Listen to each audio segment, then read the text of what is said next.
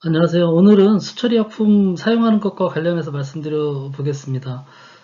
저희가 이제 보일러 쪽에는 수처리 약품 첨관제를 보일러 가동 시에 계속해서 같이 들어가게 그렇게 이제 운전을 보통 하고 있고, 냉각탑 쪽에도 이제 별도의 그 냉각 수처리 약품을 뭐 이렇게 통 단위로 된 거를 이제 주기적으로 뭐 일주일에 한두 통씩 넣는다든지 아니면 뭐 냉각탑 쪽에도 이제 자동 주입 장치, 그 약품 주입 장치를 통해서 이제 넣는 경우도 있고요. 공조 배관이나 난방 배관 쪽 이쪽에도 이제 별도로 약품을 좀 넣고 있는 경우가 있긴 한데, 저희가 이제 현장에 다니다 보면 본인이 근무하고 있는 시설에 어떤 약품이 얼마큼 들어가고 있는지를 모르고 계시는 경우가 굉장히 좀 많이 있고요. 그 대부분 이런 부분들을 약품을 납품하는 업체라든지 아니면 냉동기나 냉각탑 관리하는 그런 외주 업체가 있다 보면 이제 대부분 그 업체들이 알아서 잘 넣겠거니 생각을 해서 담당하시고 계시는 그 기계설 위주관리자분들이 잘 신경을 안 쓰시는 경우를 많이 보게 돼요. 근데 어쨌든 이 수처리 약품이 약품이잖아요. 그래서 그 농도가 많다든지 또는 넣고는 있는데 그 적절한 약품이 아닌 것 같으면 계속해서 약품값만 버리는 경우가 생길 수 있겠죠. 그래서 이제 반드시 그 어떤 약품이 얼마큼 들어가고 있는지 그리고 그 양을 그럼 뭔 기준으로 조절을 해야 되는지 이런 부분들에 대해서 한번 좀 반드시 좀 생각해 보셔야 되겠죠. 그렇지 않다면 이제 오히려 약품을 넣어서 장비가 망가지거나 또 다른 2차적인 문제가 생길 수도 있으니까요. 그래서 오늘은 좀 그런 부분들에 대해서 좀 말씀드려 보려고 하는데요. 이거는 이제 저희가 어디 이제 성능 점검을 나갔다가 그 약품 관련돼서 이제 좀 점검을 했던 사례인데 밀폐형 냉각탑이에요. 밀폐형 냉각탑이고 여기 이제 배견 방지 코일이 있고요. 이쪽에 이제 밀폐형 그 냉각탑에 이제 그 냉각 코일이 이렇게 이제 들어가 있는 밀폐형 냉각탑이었는데 요 그 배견 방지 코일이 지금 이제 요 부분이에요. 그래서 보시면 이제 위에서 그 밑에 그 밀폐형 냉각탑이 그렇죠. 밑에 이제 수조가 있고 그 수조에 있는 물을 위에서 이제 계속 이렇게 뿌려서 밀폐형 냉각탑의 그 열교환 코일에 표면에 뿌려줘서 증발 잡열을 이용해서 이제 냉각 효과가 더 좀 향상되도록 이제 그렇게 하는 패턴인데 대부분이 요 이제 수조에 있는 부분에 녹조가 생기기도 하고 이러다 보니까 그리고 이제 요 코일 자체가 이제 동코일이죠. 지금 이 화면에서도 보면 하얗게 스케일이 표면에 껴 있잖아요. 그래서 이제 이런 부분들을 좀 처리해주기 위해서 그 스케일 방지제, 흔히 뭐 첨가제라 부르는 약품이 좀 들어가고 요 수제 미생물 이제 레졸라균이죠. 녹조라든지 이런 부분들 생기는 걸 막아주기 위해서 이제 미생물 제거제 두 가지 약품을 그 약품 자동 주입 장치 가지고 이제 넣고 있는 그런 패턴이었고요. 농축되는 걸 관리하기 위해서 주기적으로 이제 솔레노이드 밸브를 열어서 드레인 시키거나 그 상수도를 좀 넣어서 이렇게 오버플로 시키면서 나름대로 이제 자동화된 그런 시스템으로 돼 있었고요. 하여간 요 수제에 약품이 들어간 물을 순환 펌프로 위에서 이제 이렇게 뿌려주는 이제 그런 시스템으로 되어 있는 냉각탑이었는데 저희가 이제 점검을 할 때 보니까 이 안에 있는 그 배견 방지 코일이 이렇게 이제 부식이 잔뜩 됐어요. 이 배견 방지 코일은 동관에다가 동튜브에다가 알루미늄 핀이 붙어 있는 그런 타입이었는데 보시다시피 알루미늄 핀이 하얗게 다 부식이 되고 부풀고 해서 바람이 통하지 못할 정도로 이제 이렇게 부풀어서 부식이 되다 보니까 냉각 능력이 현저히 떨어지는 그런 상황이었고 그래서 이제 뭐 수천만 원을 들여서 배견 방지 코일을 교체를 이제 하려고 그렇게 계획은 좀 하고 계시더라고요. 뭐 어쨌든 이제 수조 상태도 이제 약품을 넣고 있음에도 불구하고 거품이 생긴다든지 이렇게 썩 좋은 상황은 아니었는데 어, 그래서 이제 저희가 그 저렇게 이제 코일이 어, 그 냉각수 수처리제, 그 첨관제하고 그 미생물 제거제 이런 걸 넣고 있음에도 불구하고 저렇게 부식이 생기는 부분들이 좀 의아해서 약품을 저희가 현장에서 좀 그 가져왔어요. 그래서 이렇게 좀 노랗게 생긴 게 그 부식 스케일 방지제라고 해서 이제 업체가 넣고 있는 약품이었고, 그 다음에 이렇게 약간 투명한 것은 주로 이제 그 레졸라균이라든지 미생물 제거하기 위한 살균제죠. 이제 이렇게 두 가지 약품이 이제 들어가고 있었는데요. 이 약품을 50% 정도 이제 희석을 좀 했어요. 조금 빠른 효과를 보기 위해서, 뭐 물론 이제 실제 들어갈 때 50% 이렇게 진하게 들어가지는 않겠지만, 이제 저희가 이 특성들이 어떤가 좀 빠르게 보기 위해서 이제 50%로 이렇게 희석을 해서 좀 진하게 해서 현장에서 그 알루미늄 핀인데 혹시 현장에서 알루미늄 핀을 방열핀을 뜯어왔고 그 동파방지 코일에 있는 방열핀을 뜯어왔고 그 우리 음식용 그 알루미늄 호일 있죠 이제 그거 하고 해서 두 개를 같이 이제 시료를 해서 이제 이쪽에다 이렇게 넣어봤습니다. 그래서 50% 희석한 그 냉각수 수처리제하고 그 부식 방지 스케일 방지제하고 미생물 제거제 쪽에 현장에서 그 뜯어온 동파 방지 코일에 알루미늄 핀, 방열핀을 좀 넣고 다른 한쪽에는 그 같은 약품에 알루미늄 호일을 이렇게 좀 넣었는데 보시다시피 이렇게 이제 넣자마자 기포가 생기기 시작하면서 반응이 일어나더라고요. 그래서 이걸 저희가 이제 금요일 날 이렇게 이제 담궈 놓고 좀 보다가 이제 퇴근을 했죠. 그래서 월요일 날 아침에 와 보니까 이게 이제 월요일 날 아침의 상황이에요. 보시다시피 이쪽에 그 부식 스케일 방지제가 있는 부분에는 아예 다 그 알루미늄 핀하고 알루미늄 호일이 사라져 버렸더라고요. 다 녹아버려서 완전히 그 형체를 찾아볼 수 없을 정도로 다 이제 녹아버렸고 이쪽에 이제 미생물 제거제 쪽에 있는 거는 그대로 있더라고요. 그래서 저희가 이제 판단할 때는 지금 그 냉각탑에서의 그 냉각 핀이 배경 방지 코에 그 핀이 부식되는 거는 이 그 부식 스케일 방지제 때문에 오히려 이 핀이 지금 그렇게 알루미늄 핀이 다 부식이 되고 있구나 이렇게 이제 좀 판단이 들었고요. 그래서 이제 현장에 그 이 약품에 대한 자료를 좀 요청을 했어요. 그래서 이게 부식 스케일 방지제가 도대체 어떤 약품인지 좀 자료를 이렇게 좀 봐서 그 약품에 대한 그 자료를 인터넷에 좀 검색을 해서 MSD에서 자료를 찾아보니까 그 주된 성분이 이렇게 돼 있더라고요. 이렇게 돼 있고 뭐 여기서 이제 주로 수산화나트륨이나 이런 부분들이 이제 pH를 맞춰주거나 뭐 실리카라든지 이런 부분들을 처리해주기 위한 약품인 것 같아요. 요 밑에 요 두 가지 제품들은 그 특성이나 이런 것들이 좀 잘 나오진 않는데 어쨌든 이제 좀 pH도 맞춰주고 pH 농도를 좀 맞춰주고 실리카나 이런 부분들을 좀 잡아주는 주된 작용을 하는 게 이제 수산화나트륨이고 여기 이제 소금도 약간 양의 이제 소금이 좀 들어가 있는 상태고요. 이 수산화나트륨이 그 보일러 쪽에서도 이제 들어가는데요. 이게 이제 강한 알칼리성이죠. 보일러가 이제 부식이 좀 안 되려고 하면 pH가 알칼리성으로 그 보일러 관수를 유지하는 게 좋다라고 하잖아요.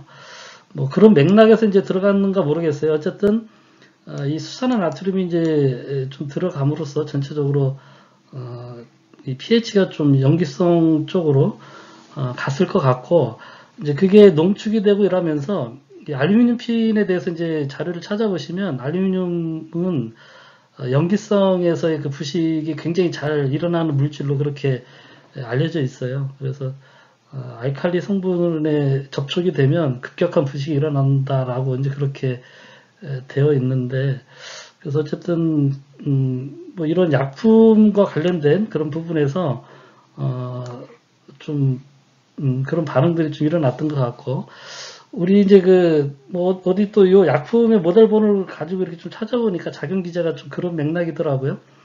주된 이 약품 그 제품의 용도가 아까 이제 밀폐형 냉각탑의 그 동 튜브 열교환 튜브가 이제 동 튜브잖아요. 동관 표면을 깨끗하게 유지하는 게 이제 첨관제잖아요.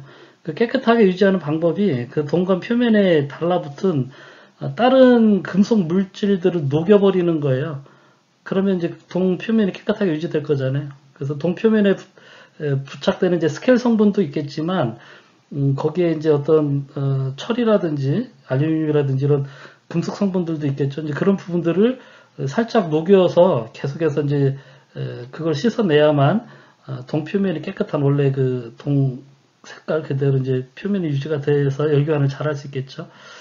그런 작용 기제를 가지고 있는 그런 약품인 것 같더라고요. 그래서 어쨌든 이제 이런 경우는 약품을 이제 쓰긴 썼는데 약품이 제가 볼 때는 좀 적절하지 않았던 것 같고요. 그 다음에 약품의 양도 좀 과했던 것 같아요. 밀폐형 냉각탑이면 사실 그 물이 순환되는 양이 얼마 안 되잖아요. 냉각수 수조에 있는. 근데 이제 그거를 뭐 예를 들어 이제 개방형 냉각탑 기준으로 그 물량이 굉장히 많은 걸로 판단해서 주입량이 좀 과도하지 않았을까 이제 그런 생각이 좀 들었고요. 이제 일단 그런 판단이 좀 들어서 관련된 내용을 이제 해당 발주처에 저희가 좀 이야기를 해줬고 저런 경우는 일단 업체 불러서 이 약품이 적절한지 양을 얼만큼 넣었었는지 그런 부분들을 좀 따져봐야 되겠고요. 당장 일단 약품을 바꿔야 되겠죠. 다른 약품으로. 그 다음에 이제 보일러 같은 경우도 마찬가지예요. 보일러도 저희가 현장 가면 뭐 어느 현장이든 대부분 다 첨간제를 열심히 넣고 있는데 가서 이제 물어보면 뭐 첨간제 약품 주입 장치 뭐 떡떡떡떡 거리면서 계속해서 잘 돌아가고 있으니까 다들 약품 잘 들어가고 있는지 알고 계세요. 그래서 그리고 약품이 어떤 약품이냐고 어떤 작용을 하는 거냐 물어보면 또 잘 모르시죠. 약품 양이 지금 많게 들어가는 건지 적게 들어가는 건지 또는 그 약품의 양을 뭘 가지고 좀 조절을 하고 계시는지 물어보면 대부분의 답변은 보일러 업체가 설정해 놓은 대로 계속 쓰고 있다. 대부분의 그 답변들이 그렇게들 나오세요. 그래서 본인들이 지금 쓰고 있는 약품이 뭐 업체 말로는 뭐 방청도 하고 스케일도 방지를 하고 뭐 실리카도 제거하고 탈산소 기능도 있고 뭐 pH도 맞춰주고 뭐 아주 만병통치약인 것처럼 해서 이제 납품을 다들 하고 있다고 이제 그렇게 얘기를 하시는데 실제 이제 보면 뭐 이런 것 같은 경우에는 그래도 이 보일러 메이커에서 이제 나오는 그런 약품이라서 그런지 몰라도 이 여기도 지금 보면 용도가 pH 조절, 부식 및 스케일 억제, 용존산소 제거 이렇게 돼 있죠. 그리고 실제 이제 원재료명에도 보면 이런 기능들을 할 수 있는 그런 약품들이 좀 들어가 있어요. 그래서 지금 이렇게 이제 넣고 약품 주입 장치 옆에 이제 잔뜩 쌓아놓고 열심히 이제 넣고 계시는데 여기도 물론 잘 넣고는 계시지만 이 약품의 양이 이제 항상 중요하잖아요. 많이 들어가면 과연 괜찮을 것인지 또는 적게 들어가면 효과가 있을 것인지 물론 당연히 적게 들어가면 효과를 충분히 볼 수가 없겠죠.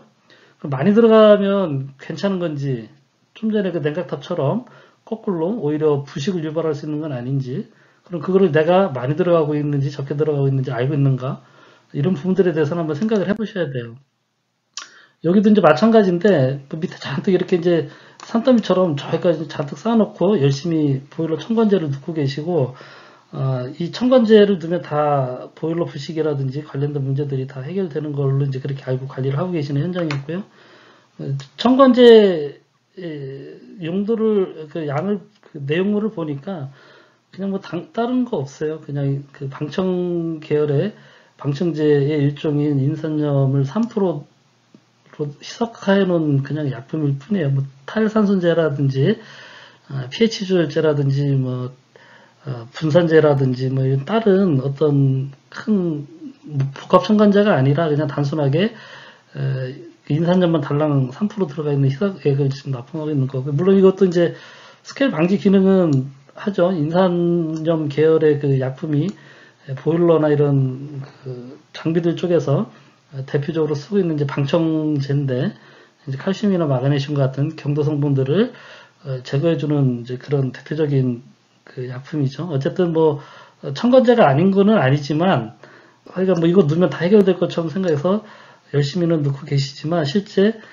기능은 이제 칼슘, 마그네슘 같은 걸 제거해서 하는 스케일 방지 기능 정도만 된 아주 단순한 기초적인 약품이죠. 뭐 아마 가격을 좀 낮게 납품을 하기 위해서 그렇게 하지 않았을까 싶긴 한데 어쨌든 뭐 이런 상황들이 종종 많이 발생이 돼요. 이 첨가제도 이제 종류가 다양하고 여러 메이커에서 이제 많이 나오다 보니까 이 제품이 어떤 성분들로 이루어졌고 각각의 성분이 어떤 역할을 하는지 이런 부분들에 대해서 좀 따져볼 필요가 있다는 거죠. 메이커들 홈페이지에서도 이제 보면 자료들이 있어요. 이 부스타 보일러 이제 홈페이지에 보니까 이제 자료 나와 있는 내용을 잠깐 같이 보시면, 수중에는 칼슘, 마그네슘, 실리카 같이 이제 대표적인 스케일 성분들이죠. 이게 이제 관격의 수관이라든지 이런 보일러 그 전열면에 달라붙어서 이제 스케일을 만드는 그런 성분들이고요. 그거 말고도 탄산가스나 염화물 뭐 이런 것들도 이제 그 스케일이라든지 부식을 일으키는, 산소나 탄산가스 이런 부분들은 이제 부식을 일으키는 거죠. 이런 물질들이 이제 용해되어 있고, 이런 것들을 수처리를 해서 이제 양호하게 해서 쓰는 게 보일러의 열교환 효율도 높이고 계속 유지하고 수명도 길게 가져가는 그런 핵심이죠. 그래서 기본적으로 이제 보일러의 부식을 방지하기 위한 방충 기능, 경도 성분하고 실리카 성분들 이런 것들이 그 관벽에 달라붙어서 전열면에 달라붙어서 스케일화돼서 열교환을 방해하는 것을 방지하는 기능. 이게 이제 대표적인 기능들이고, 이런 것들을 하기 위한 약품들이 이제 들어가야 되겠죠. 대열보일러에 있는 자료도 한번 볼게요. 물속에 용전되어 있는 칼슘, 마그네슘, 나트륨, 칼륨 이런 그 양이온들이 있고, 중탄산, 황산, 염소 이런 것들이 있는데, 이 외에도 실리카라든지 떠다니는 철 같은 것도 있을 수 있겠죠. 이런 부분들이 그 제거가 돼야만 이제 스케일이나 부식을 좀 방지할 수 있다라는 거고, 이런 것들을 제거하기 위해서 일정한 양의 첨단제를 주입을 해야 된다라고 되어 있고요. 스케일이 일단 달라붙으면 효율이 많이 떨어지죠. 그리고 뭐 효율이 떨어지면서 열교환이 잘 안 되다 보니까 전열면의 그 온도가 가열이 돼서 과열이 돼서 너무 높게 올라갔다가 또 식으면 또 온도가 떨어지고 이렇게 되는 과정에서 이제 그 열화가 되죠. 그래서 어떤 부식이라든지 열화에 의한 부식이라든지 수간의 파손 이런 부분들을 좀 가져오기도 하고요. 뭐 캐리오바 같은 거에 의해서도 물속에 이제 현탁되어 있는 불순물이라든지 수분 이런 부분들이 증기와 함께 증기기가 바깥쪽으로 이렇게 나가서 이제 증기의 그 품질을 저하시키는 이런 장애도 이제 발생시키고요. 그래서 수질관리 대책으로 칼슘이나 마그네슘 같은 성분들을 1차적으로 제거하는 게 경수연화 장치죠. 연수기에서 이제 이런 부분들은 기본적으로 좀 잡아주긴 하지만, 여기서 미처 이제 다 잡히지 않은, 연수기가 뭐 완벽하게 잘 돌아가면 좋겠지만 그렇지 않은 경우도 있을 수 있겠죠. 그래서 이제 그런 경우를 2차적으로 잡아주는 그 부분이 이제 첨관제에서 그런 역할들을 하게 되고요. 경수연화 장치로는 실리카는 잘 제거가 좀 잘 안 돼요. 그래서 이런 부분들은 실리카는 또 별도로 이제 첨관제 약품 속에서 실리카와 반응해서 실리카를 별도로 이제 처리하는 그런 약품이 좀 들어가줘야 되고요. 그 다음에 뭐 공원용수라든지 지하수 이런 거 쓰는 경우에는 이제 또 그 관련된 필터링 장치나 이런 걸 좀 해야 되겠죠.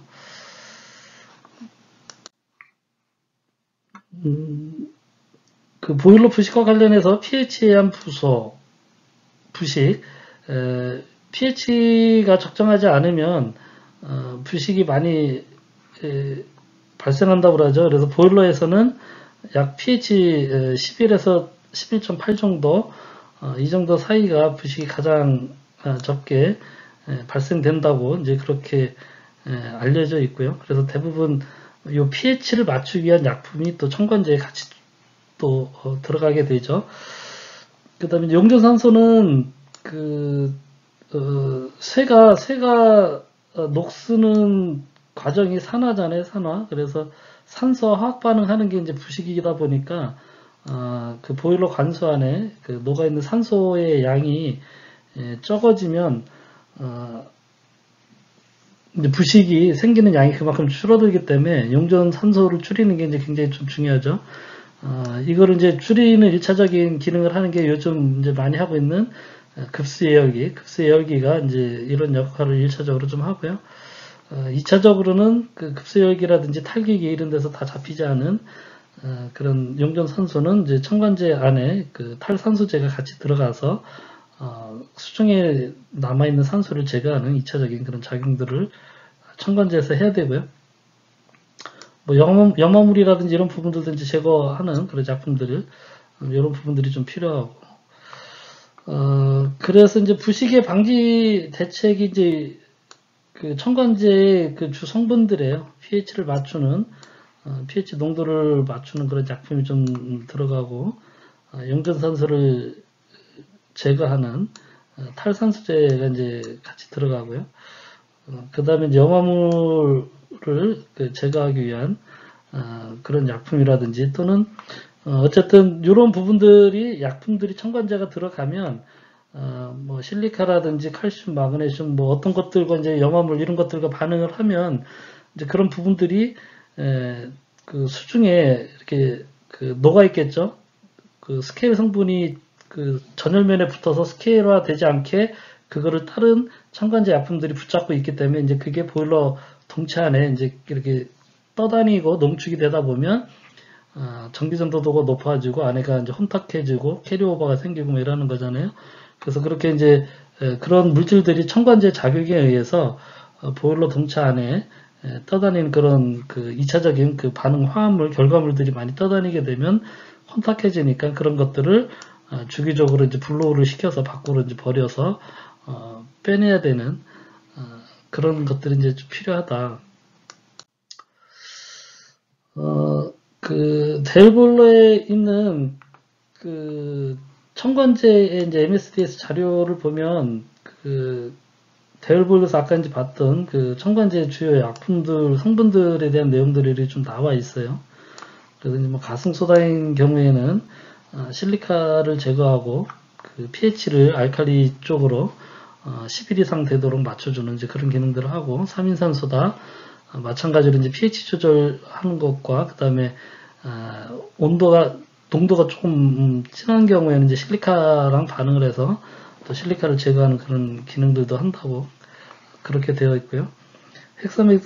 메타인산 나트륨, 인산염 계열의 이런 부분들이 이제 칼슘, 마그네슘을 제거하는 그런 이제 방청제 역할이죠. 칼슘, 마그네슘이랑 반응하는 제품이고 성분이고 아황산 나트륨이 이제 용전산소 제거하는 것. 그 다음에 이제 분산제나 계면활성제는 이런 것들이 들어가서 이제 반응을 하면 칼슘이나 마그네슘, 실리카 뭐 이런 것들이랑 반응을 하면 그 결과물들이 있을 거 아니에요. 저것들이 이제 그것들 붙잡고 그 안에 이제 잘 떠다녀야 되겠죠. 그게 전열면에 붙어버리면 뭐 소용없잖아요. 떠다니다가. 그래서 그것들이 전열면에 붙어 있지 않고 잘 떠다니도록 이런 계면활성제하고 이제 분산제가 그것들을 이제 알갱이화 시켜서 좀 무거워지면 이제 밑에 바닥에 가라앉으면 하부부로 통해서 이제 밖으로 배출을 하고 상부에 이렇게 계속 떠 있거나 이러면 이제 그런 거는 이제 전기전도도 측정을 해서 그 전기전도도가 올라가면 이제 상부부로 통해서 이제 밖으로 버려서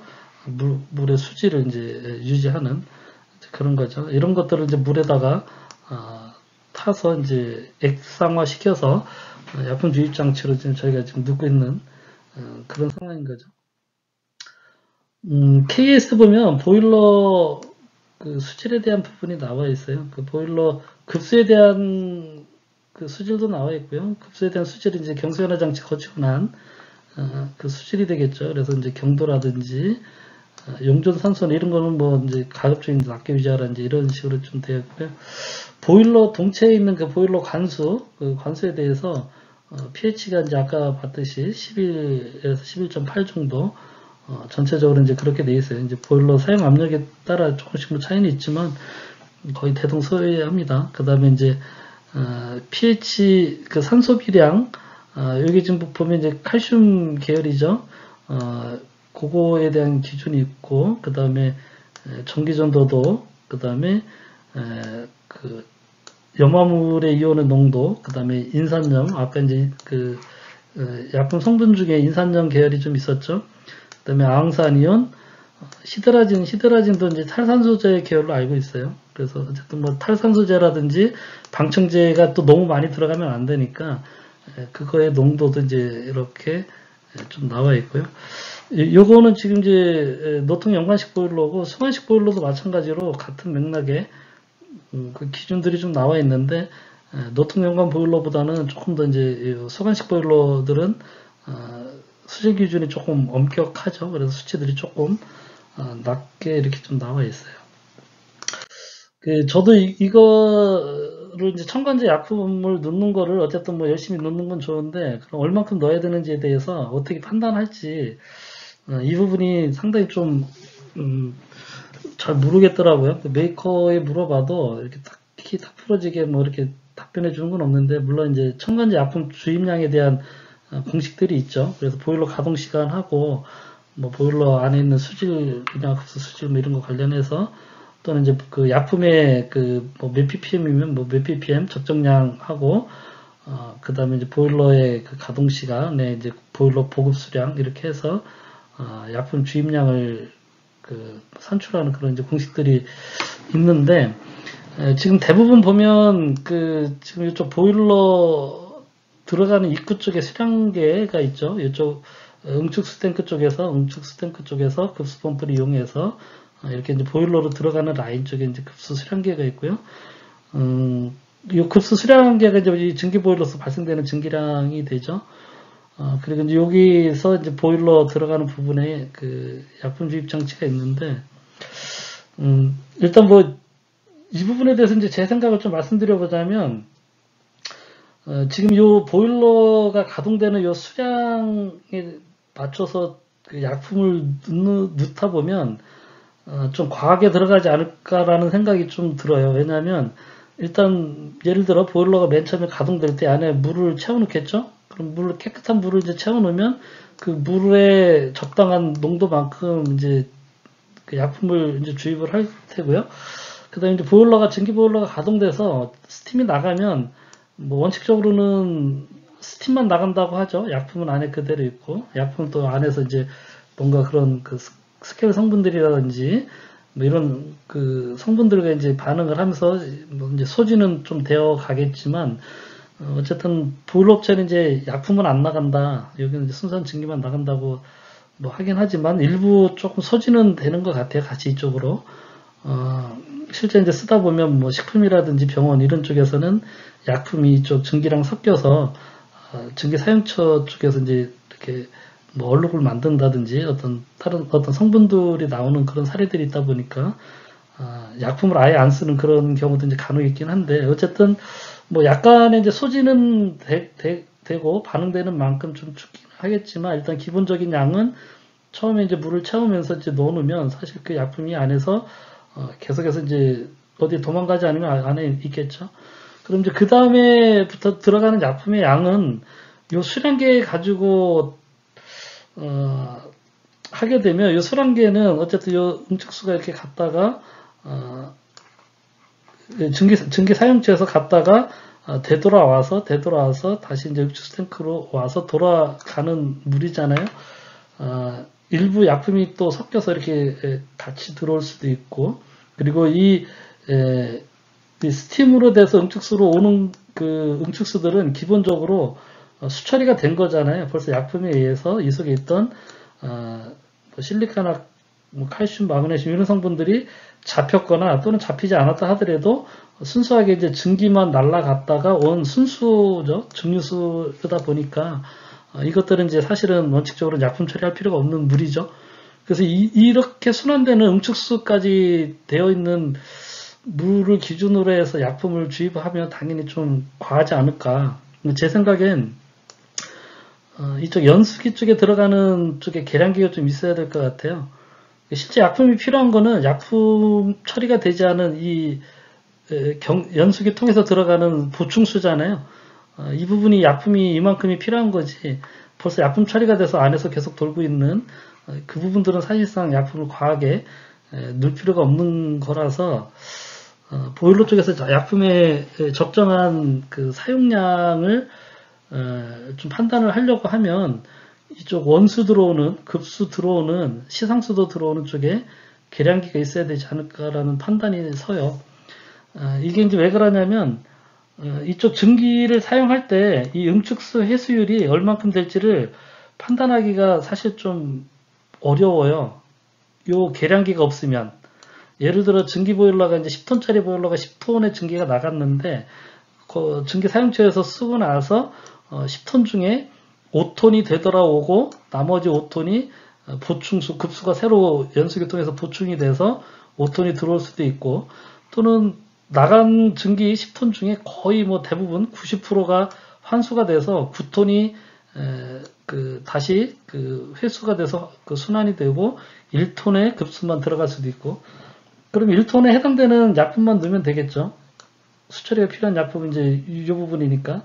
9톤에 있는 물은 완전히 뭐 증발했다 다시 돌아온 증류수이기 때문에 약품 처리할 필요가 없겠죠. 그게 이제 같은 현장이라도 예를 들어 겨울에는 공조기에 가습기를 쓰면 그 가습되는 양이 대부분 보면 그 장비 이제 부하개선서에 보면 나와 있는데 30-40%에 육박해요.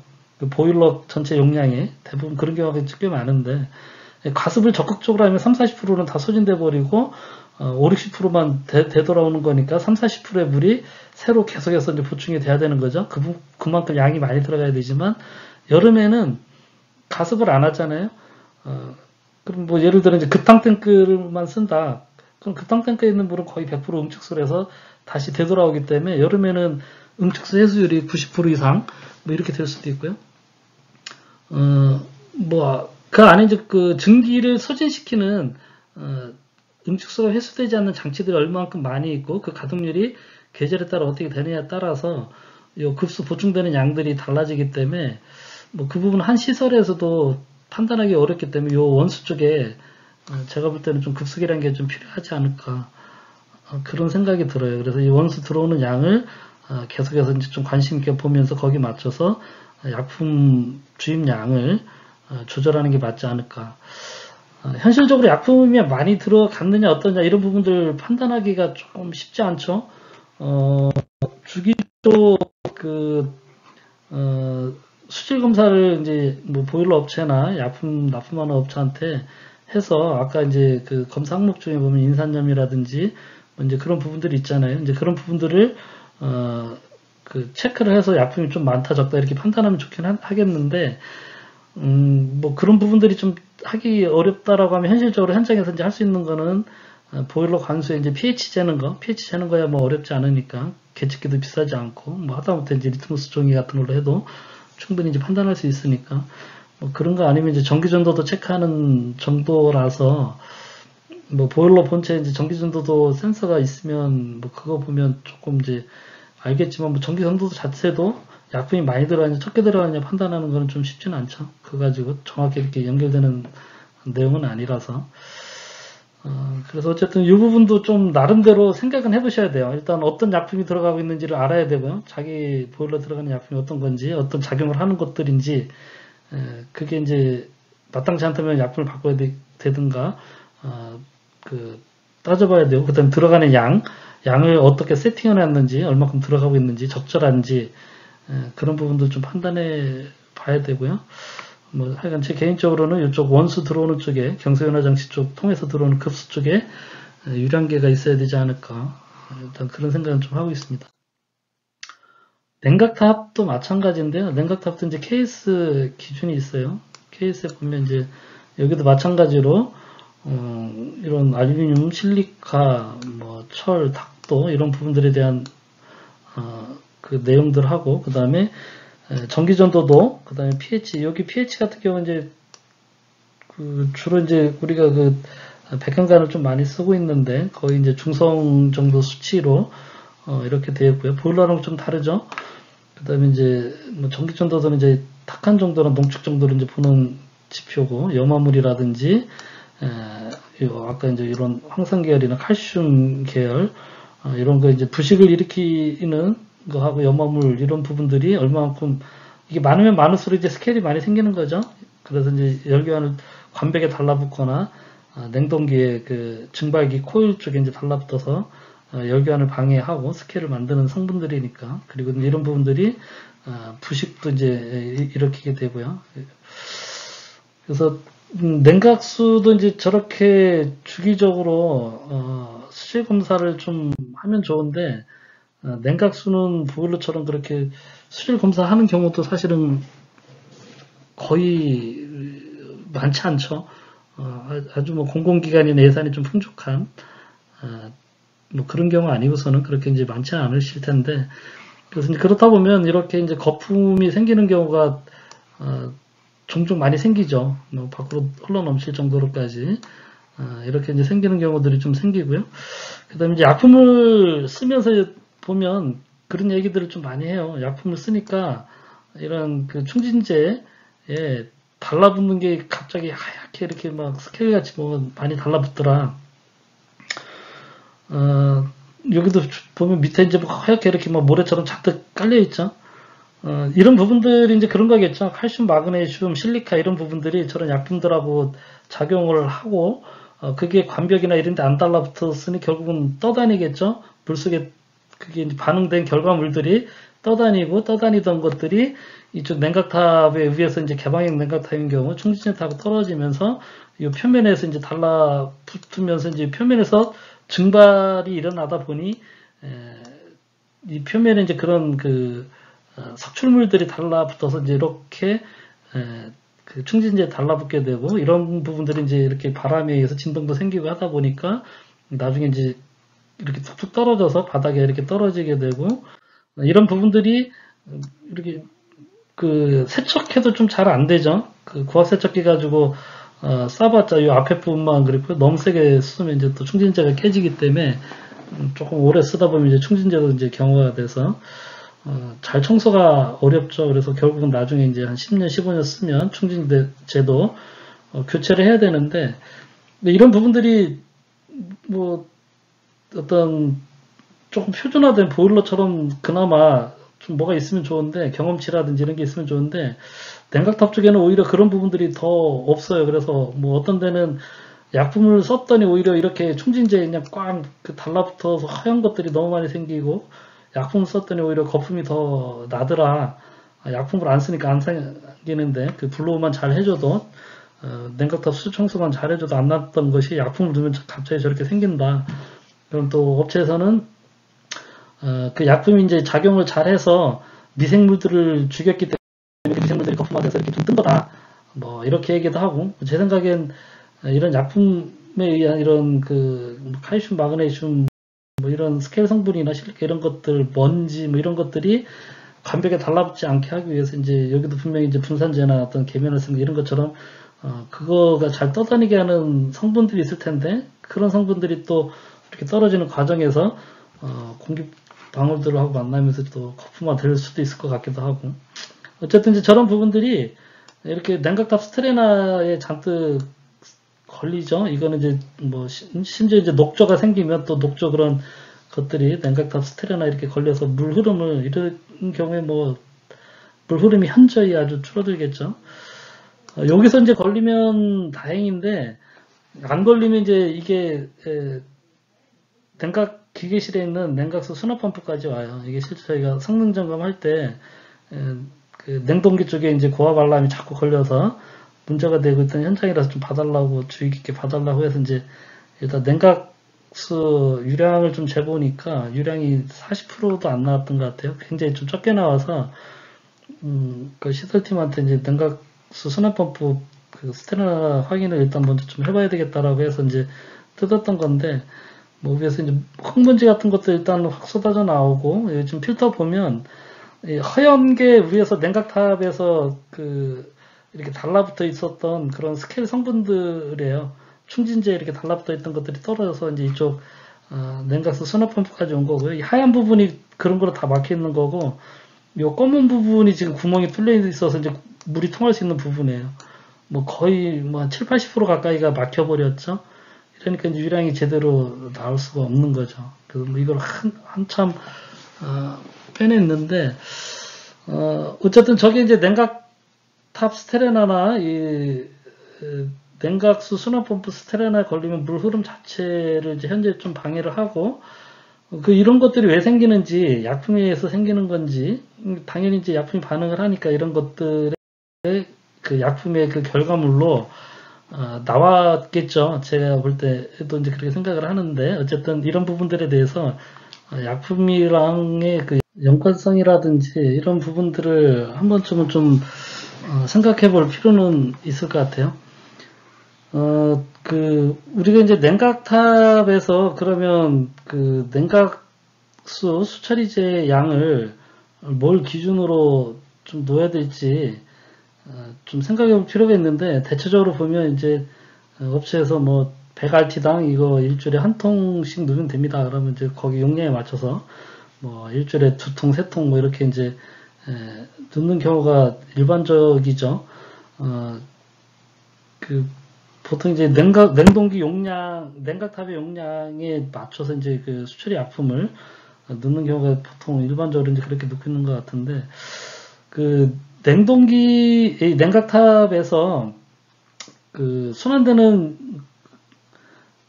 유량을 좀 한번 따져보면요. 일단 500RT 냉동기라고 했을 때, 그 냉각탑의 용량은 보통 이제 냉동기의 용량의 125% 정도 되는 이제 냉각탑들을 보통 설치를 해요. 그래서 500W 냉동기에다가 3024 kcal/h 열차 빠졌네요. 곱해주고 거기 120% 하면 냉각탑의 용량은 그 189만 kcal/h 정도 되는 이제 냉각탑을 설치를 해야 되고, 이 냉각탑에서 이제 입출구 온도를 그 델타 T를 5도로 뭐 32도, 37도 보통 그렇게 이제 일반적으로 많이 쓰고 있죠. 5도로 하면 이게 이제 378톤 시간당 378톤, 이게 이제 냉각수 순환 펌프의 순환량이에요. 냉각수 순환량이고, 이 냉각탑에서 이 냉각수가 순환을 하고 떨어지고 이렇게 하는 과정에서 비산 증발량이 있어요.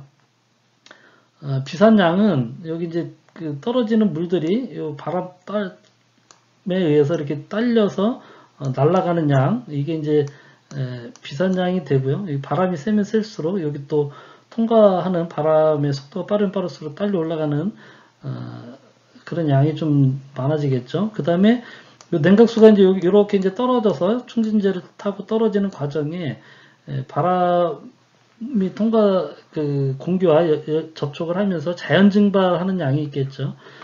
그래서 이제 자연 증발하는 양이 보통 뭐 0.8에서 1% 정도 그 정도 된다고 알려져 있고, 비산량이 예전에는 보통 한 1% 정도 갔어요. 그래서 예전에 냉각탑에서는 보통 이제 냉각수 수량이 2% 정도가 비산 증발돼서 계속 날아가 버리고 없어진다. 그래서 그만큼 계속 이제 새로운 급소 보충이 돼야 되겠죠. 요즘은 이 양이 조금 많이 준 것 같아요. 특히 이제 비산량을 좀 업체들이 많이 좀 줄여서 요즘은 이제 비산량보다는 이제 증발량이 좀 많다고 하는데, 어쨌든 뭐 그렇게 해도 전체적으로 보면 한 1% 정도 최소 그 정도는 냉각수가 그 순환하는 과정에 냉각탑에서 대기 중으로 이제 없어지는, 소진되어 버리는 그런 양인데, 그래서 500RT 냉동기를 가동하게 되면 냉각수 순환량 378톤 시간당 요거 1% 정도 되면 시간당 약 3.8톤 정도가 이제 계속해서 급수가 새로 보충이 돼야 되고요. 가동시간이 8시간이라고 하면 하루에 이제 30톤 정도의 물이 500RT 냉동기에 한 대 가동되면서 이제 계속 보충이 돼야 되는 거죠. 그래서 냉각수 보충량이 생각보다 적지가 않아요. 저런 500RT 냉동기 2대 있으면 그럼 60톤이고, 뭐 병원이라든지 백화점이라든지 이렇게 냉동기 용량이 1000RT짜리 뭐 이런 것들이 몇 대씩 있는 그런 시설인 경우에는 냉각탑 쪽에 보충되는 보급수 양만 하루에 몇백 톤씩 되는 그런 상황들이 이제 비일비재하게 생기고요. 그래서 이 냉각탑 쪽에 냉각수 그 수처리 약품도 생각을 해보면, 처음에 이제 냉방 시작할 때 냉각수 배관에 이제 물을 채우겠죠. 그 채울 때 뭐 예를 들어 100톤이 들어갔다 그러면 100톤에 해당되는 양만큼은 일단 먼저 그때는 이제 같이 넣겠죠. 약품을 넣어서 냉각수 약품을 넣어서 수처리 약품이 이제 100톤에 해당되는 만큼 들어갔고, 그럼 그 다음에 이제 이 냉각탑이 가동되면서 약품이 추가적으로 필요한 부분은 이제 요 급수겠죠. 약품이 섞여지 않았던 급수가 들어가면서 들어간 이 부분에 대해서는 이제 약품이 또 추가적으로 들어가야 되겠죠. 이 급수가 들어가는 양이 계절에 따라서도 좀 많이 바뀌어요. 여름에는 밖에 대기 온도가 높으니까 증발되는 양이 많이 늘어나겠죠. 그런데 또 비 오는 날, 장마철 이럴 때는 증발은 또 거의 안 되겠죠. 또 환절기에 뭐 봄이나 가을보다는 여름에가 또 많이 될 테고요. 그래서 이 그 비산 증발량은 그 같은 건물이라 하더라도 계절에 따라서 또 냉각수의 운전 온도 뭐 환절기에는 냉각수 온도가 뭐 28도에서 돌아가는데 한여름에는 뭐 35도 뭐 37도 밖에서 막 돌아가니까 뭐 그때하고 또 이 양들이 현저하게 좀 많이 차이가 나죠. 그 비가 오냐 안 오냐 이런 습도 문제도 많이 그 차이가 나고 계절에 따라서 큰 차이가 뭐 절반도 안 될 정도로 차이가 많이 나고 이렇게 크게 차이가 나니까 결국 계절에 따라서도 사실은 들어가는 약품의 양을 다르게 해줄 필요가 있다라고 봐요. 제 개인적으로는.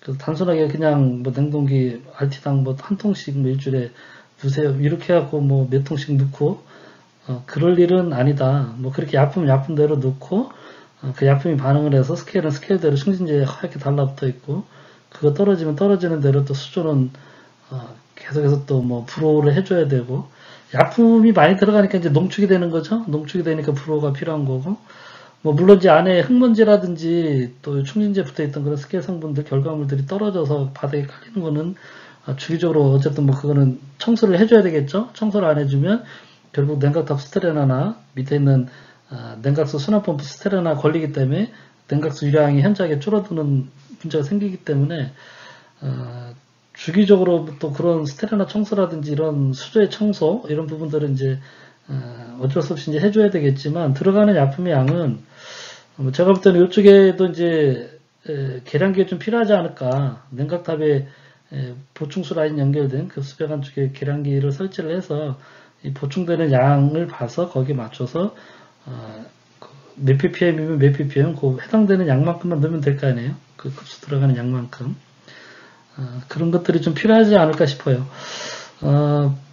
그래서 어쨌든 뭐 보일러는 그래도 나름대로 뭔가 뭐 조금 있긴 하지만 그 자동화 돼 있기도 하고 그래서 근데 또 냉각탑 쪽에는 뭐 그런 자동화 돼 있는 것보단 그냥 사람이 수동으로 약품을 이렇게 패킹되어 있는 단위로 이렇게 넣는 경우가 좀 많이 있다 보니까 오히려 또 이쪽 게가 생각보다 좀 붕 떠서 약품은 약품대로 넣고 거품은 거품대로 생기고 스케일은 약품을 넣었더니 거꾸로 또 뭐 충진제 하얗게 달라붙어 있고 충진대로 또 청소하거나 교체를 해줘야 되고 냉동기 증발기 코일은 또 1년에 한 번씩 또 세관 작업들을 해주고 있고 하여간 전체적으로 좀 생각 한번 해볼 필요가 있다.